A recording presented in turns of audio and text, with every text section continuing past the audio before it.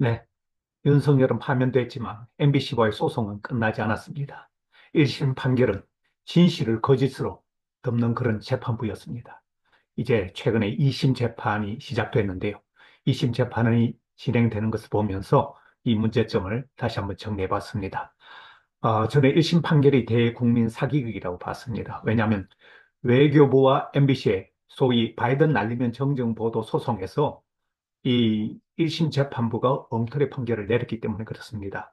항소심 재판부가 최근에 양측의 조정 절차를 제안했는데요. 조정이란 것은 소송 판결 없이 상호 협의로 결론을 내겠다는 것입니다. 2심 판사들은 조묘안이 있으면 조금씩 양보하는 것을 요구했는데요. 판사들을 만나보면 이런 얘기를 하더라고요.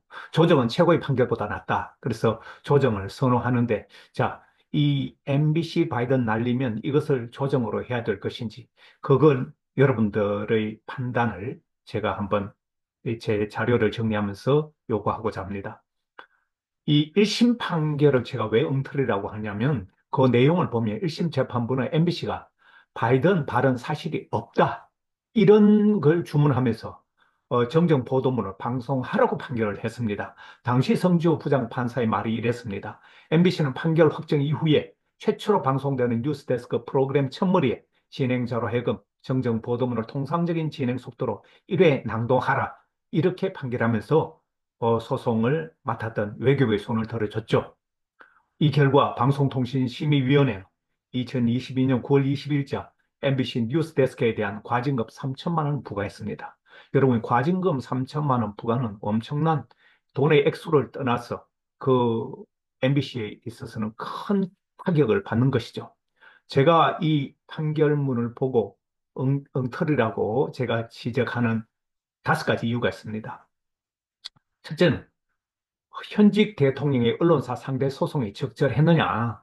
현직 대통령 모든 권한과 정보를 갖고 있는 사람이 이 언론사를 상대로 소송하는 것은 부적절하기 때문에 역대 대통령들은 전부 다 현직에서는 소송하지 않거나 아니면 현직 이후에 소송을 진행하거나 이렇게 했습니다. 왜냐하면 표현의 자유를 위축할 위험성이 있기 때문에 그런 것을 존중한 것이죠. 그리고 또 중요한 것은 거짓말은 현직 대통령이 했는데 외교부가 나서서 소송을 내렸거든요. 이건 외교부 당사자의 적격성 논란이 있습니다. 이 명예훼손 소송이라는 것은 피해자가 소송을 해야 된다는 원칙이 있습니다.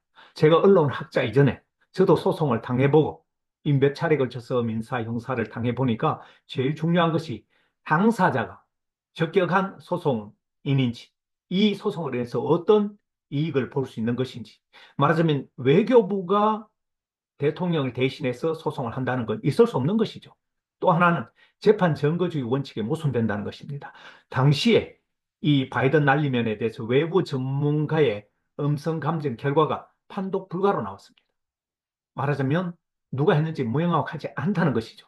그런데도 불구하고 이럴 때는 말하자면 이 형사소송 원칙에서 피고의 이익을 좀더 피고의 이익을 우선하는 것이 원칙입니다. 근데 이런 재판 증거 원칙도 어긋나 버리고 피해자 이익 우선도 어긋나 버리고 한마디로 재판부가 엉망으로 됐다는 것입니다.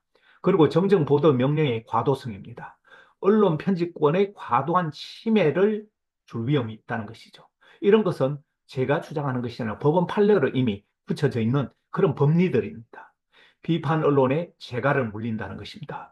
언론의 자유, 취재 자유를 침해하고 비판 언론에 대한 보복성 조치였습니다.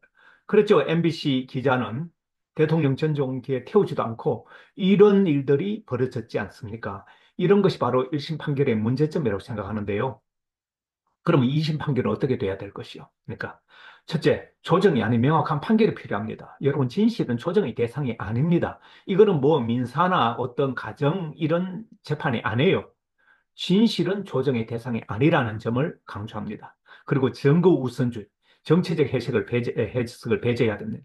전문가 증언을 배제하고 1심은 단정적인 판결을 내렸습니다. 이 자체가 잘못된 것입니다. 세 번째는 대통령 권력기관, 이런 소송을 남용하는 것을 차단해야 됩니다. 아까 말씀드렸지만 대통령은 최고의 권력기관입니다. 이 법무부와 모든 이 주요 공권력을 행사하는 공공기관의 장이 대통령입니다. 대통령이 나서서 이런 소송을 하게 되면 검찰이나 법원은 어떻겠습니까? 그래서 이런 걸 차단시켜야 됩니다. 공권력이 남용하게 되고 언론을 입막음시키며 국민의 눈과 귀를 가리는 짓을 하는 것이죠. 그래서 네 번째는 언론 자유 보호 원칙은 언제나 준수돼야 됩니다. 재판부의 독립성, 공정성도 굉장히 중요한 2심 재판부는 언론 자유만큼이나 재판부의 독립성도 그리고 공정성도 확보해야 법치주의가 바로 됩니다. 자, 그래서 2심 재판부가 명심해야 될 것은 2심은 타협, 조정이 아닌 심판으로 정의를 바로 세울 기회입니다. 그리고 1심 판결의 이런 잘못을 바로잡을 수 있는 절호의 기회입니다. 진실이 명확하지 않다고 재판부가 믿어도 그것을 일방적으로 언론의 책임으로 물어서는 안 된다는 것이죠. 헌법과 증거를 기준으로 국민 앞에 떳떳한 결정을 내려야 되는 것입니다. 자, 불법과 허위의 청산 시대를 우리는 이제 맞았습니다. 파면된 내란 속의 거짓말을 외교부가 가려주고 판사가 정당화하는 이런 짓은 후진국에서나 있을 법한 일입니다. 한국은 명실상부한 선지 민주주의 국가가 됐습니다. 이미 전 세계가 이걸 우리를 받고 전 세계 언론이 찬사를 보내고 있습니다. 2심 재판부는 선진국다운 그런 법치 사회를 실현시켜야 됩니다. 판사가 바로 서야 나라가 바로 습니다. 네, 오늘 준비한 것은 여기까지입니다. 감사합니다.